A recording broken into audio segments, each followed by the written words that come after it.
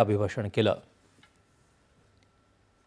विधिमंडळाच्या दोन्ही सभागृहात आज दिवंगत उपमुख्यमंत्री अजित पवार यांच्या निधनाबद्दल शोकप्रस्ताव मांडून त्यांना श्रद्धांजली वाहण्यात आली।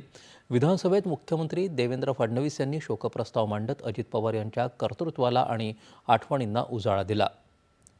मित्रशोक हा हृदय आणि अंतस्थ आत्म्यालाही जाळतो अशा शब्दात मुख्यमंत्र्यांनी आपल्या भावना व्यक्त केल्या। महाराष्ट्राला कधीही न लाभलेला एक चांगला उत्कृष्ट मुख्यमंत्री आपण गमावला आहे असं सांगत अजित पवार यांच्या निधनामुळे झालेली हानी कधीही भरून निघू शकत नाही आणि कितीही काळ लुटला तरीही दादांच्या जाण्याचं दुःख कमी होऊ शकत नाही असं ते म्हणाले।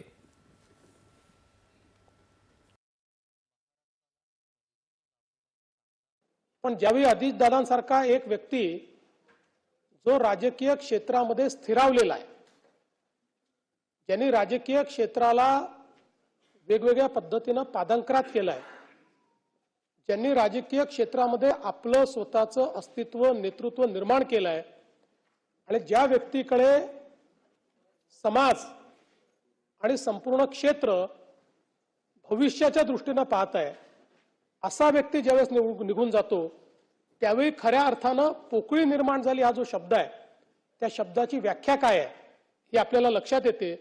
कारण तो असा क्षण असतो की ज्यावेळी आपल्याला लगेच लक्षात येतं की आता अशा प्रकारचे अजितदादा दुसरे होऊ शकत नाही। त्यामुळे ही जी पोकळी आहे ही पोकळी भरून काढणं हे अत्यंत कठीण आहे।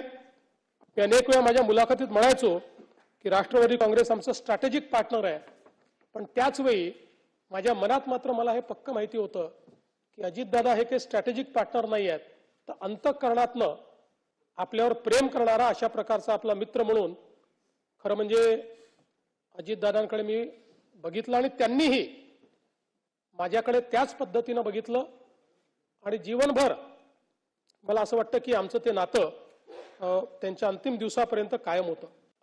Ajitdada Pawar was chief minister Maharashtra never had. तो चांगला मुख्यमंत्री महाराष्ट्राला मिळू शकला असता तो अजितदादांच्या रूपानं आता आपल्यामध्ये नाही।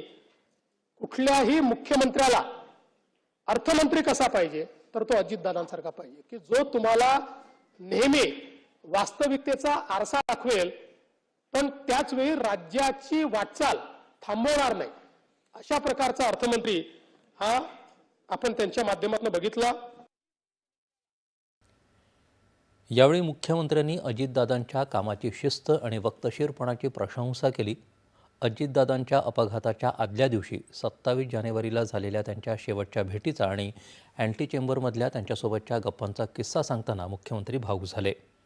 अजितदादांनी यावर्षी आपला 12वा अर्थसंकल्प मांडला असता आणि पुढच्या वर्षी बॅरिस्टर शेषराव वानखेडे यांच्या 13 अर्थसंकल्पांच्या विक्रमाशी बरोबरी केली असती अशी आठवण त्यांनी सांगितली।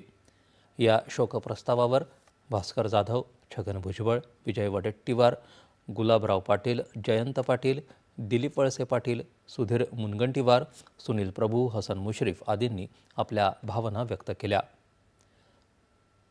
अजित पवार यांच्या जाण्यानं महाराष्ट्राच्या राजकारणातील एक पुरोगामी नेतृत्व हरपलं असं विजय वडेट्टीवार यांनी यावेळी सांगितलं। जयंत पाटील यांनी देखील अजित पवार यांच्यासोबत केलेल्या कामांच्या आठवणींना उजाळा दिला।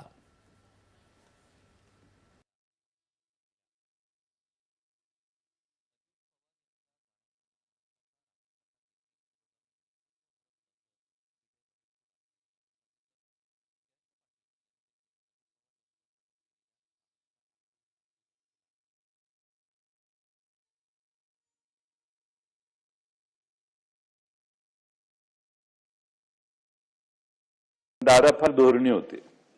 दादांची राजकीय समज प्रचंड जास्त होती आणि पुढे काय होऊ शकतं, काय करणार आहे आणि आपली ताकद किती याचा दादाने एवढा कदाचित कुणाला अंदाज नव्हता। त्यामुळे दादांचं सेल्फ असेसमेंट देखील स्ट्रॉंग होतं। पक्षाच्या अध्यक्षाला सांगून त्याला पाहिजे ते त्यांच्या कानावर घालून निर्णय घेण्याची एक प्रचंड मोठी स्वभावाचं वैशिष्ट्य दादांचं आम्ही बघितलं। यानंतर माजी मंत्री सुरूप सिंग नाईक, शालिनीताई पाटील, राज पुरोहित, गंगाधर पटणे, निळकंठ फालक, विश्वास नांदेकर, रूपलेखा ढोरे यांच्या निधनाबद्दल शोकप्रस्ताव मांडत सभागृहानं श्रद्धांजली अर्पण केली.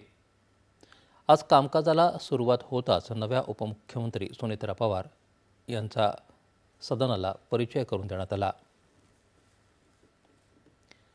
विधान परिषद